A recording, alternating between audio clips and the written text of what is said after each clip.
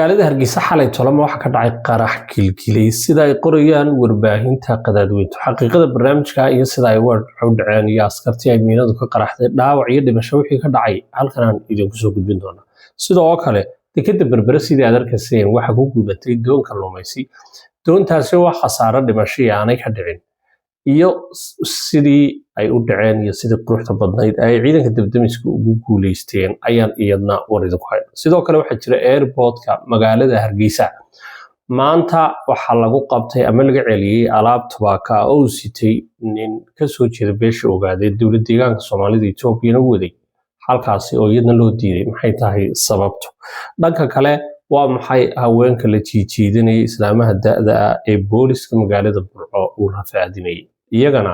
warbaan idinka hayna dhammaan wararkaas oo dhan waxaynu kula fagiri doonaa barnaamijkeena iyo baahinteenan intaynu ku jirno barnaamijka sheergada la wadaaga asxaabtada kuna soo birbirayna bulshada sida YouTube, Facebook, TikTok, Digal TV aan ku bilownay warka ka jira magaalada Hargeysa ee qaraxa waan ku xigsiin doonaa magaalada Berbera doontaasi niyo hortaan aad waxaan la yaabay waa maxay sababta Hargeysa ama maxay tahay waxaan la doonayo Hargeysa qarax ka dhacay balaaya dhacay waa maxay farxadan ummadan ka dhacaysa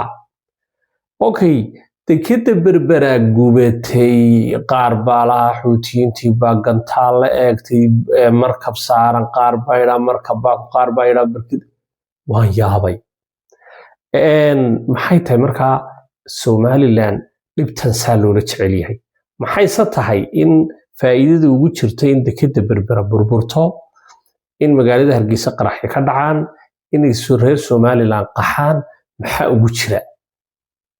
waan yaabanahay nin dano xalay la wareysanayo ambassador wuxuu yiri Israa'iil buuri wadamada way horumarisaa meel fog way gaarsiisaa waxaan ka baqayaa buuri Somaliland inay horumar gaarsiiso beeraha iyo nolosha iyo caafimaadka xataa dadka Israa'iiliyiin lacagta haysta ay Somaliland maal galiyaan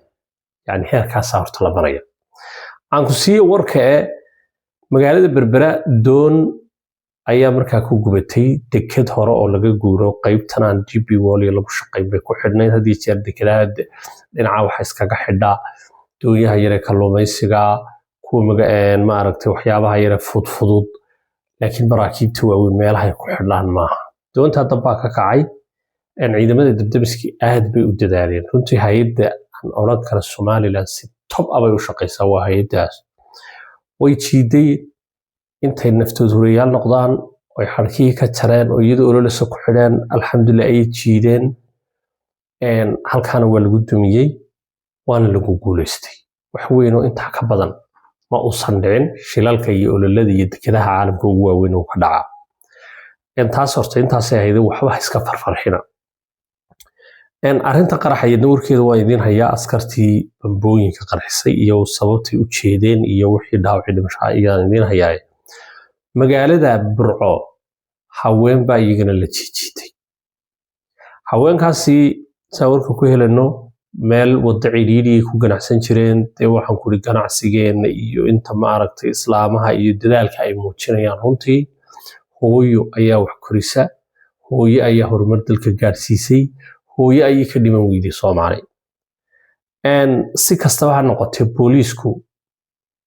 isaga laftiisu shaqo qabanay ama halaysa shiidin laakiin waa inuu jiro tababar booliiska qaabka loola dhaqmo dadka boolisku markay dumar yihiin dumar baa loo diraa waa in xirfadda dumarka booliiska la baro ay saldhigyada sidii rag u joogan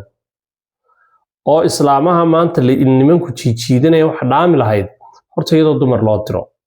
waa mar labaad booliiska dunida oo dhan markaad eegto weerarkan ma qaadaan waa la dhageystaa dadka waxba loo sheegaa waxba la fahansiiyaa xaaladda dagaal inagu haddaan mudaharaadana wax ka soo horjeednana shacabku dhagaxaan bay la dhacaan booliiska dadkii booliiskiina rasaasta iyo gacanta iyo cayda ka soo horeysa marka horta shacabkiina waa in baraarujin loo sameeyo muuqaalo yar la sameeyo social media laga faysto filmo yar la sameeyo la dadaalo booliiskuna waa inuu tababarka mudaharaadada lagaga hortago oo isaguna tababarkii la baro dawladdu inay inta qabato ayaa fiicnayn lahayd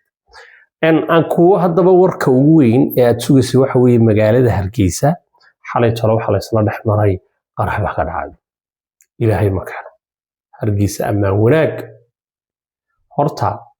dadkeega ilaashada boolisna ma ilaaliyo military-na ma ilaaliyo dadkeega wada boolisa maxaa dhacay marka laba inanoo askara oo fasax ahaa oo ka yimid oog oo dreskoogi qalabkoogi xiran ayaa miina ugu xidhnayd mid halka ahaa dhugta biibsiga xaafadda la yidhaahdo waa xaafadda Cabdiraxmaan Riidgeyna ama xaafadda biibsiga Hargeysa dee reer Hargeysa way garanayaan ayaa sidaa warka ku helanay makhaayad wax ka cunayeen inamadii markaa miinadii bay midi ka siibatay dhulkay ku dhacday way qaraxday labadii askari iyo laba kaloo shaqaalihii meherada ayaa dhaawacmay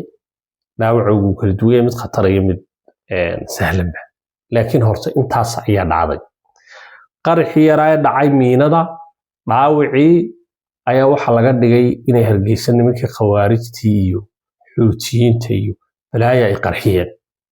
waxa weeye ayaan darooyinka ugu waaweyn ee reer Soomaaliya haysta inaan lala rabo lala raadinayo magaaladii Hargeysa ama Somaliland taasna waa arrin aad u la yaab leh arrinta inankan ogaadeen ee isagana magaalada Hargeysa adarkaseen iyadoo la jiidanayo iyana waxay u dhacday in inankaasi alaab ka soo dejistay tobacco sidaan warka ka hadlaynay airportka magaalada Hargeysa wadanka waxa jira waxa la yiraahdo marka LC baad sameynsanaysaa ama waxa la yiraahdo alaab baad xidhanaysaa wadanka horta wax walba la xidhay monopoly shirkadahu kambaniyadu inay monopoly noqdaan oo inay laba shirkado iminka roodhidoo kale cid baa intay ku heshiisay deegaan walba warshad baa loo xidhay laydkii sidaas oo kale qaadkii waxa lagu oranayaa halkaa faraskaale halkaa FF taale halkaa gaafanaale halkaa 571 baale halkaa waa la xidhay waxa la xidhay dawooyinkii waxa lagu oranayaa dawada caruurta hebel baa soo dejiya ninka hebel baa soo dejiya qof kale ma soo dejin karo waxa lagu oranayaa dharka noocaas qof kale ma keeni karo wadankii waxa lagu oranayaa sharaabkaas qof kale ma keeni karo kalluunka qof yaani waa la xidhin mid kastaaba in yar buu guntaday horta wadankan waa nooca inankan tobacco ka soo dejiyay meesha transit base kaga Hargeysa wuxuu doonayay inuu Ethiopia geliyo ganacsatada reer Somaliland qaar bay u xidhayeen tobaakada iyo sigaarada iyo waxaas iyaga soo dejiya iyaga Ethiopia la geeya sidaas markaa airportkii loogu diiday hadalka qadafkii wuxuu yahay inankii waa lala xaali karaa waxa la oran karaa alaabtan waa sharci darro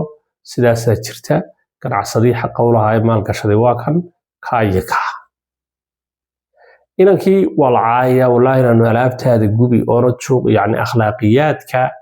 iyo dhaqamada sida airport ma airport yaro afar saaqi wax ka soo dejistaan waxa la rabaa inuu airport weyn oo international noqdo sumcadda airportka hadallada xun iyo waxyaabahaas waa qalad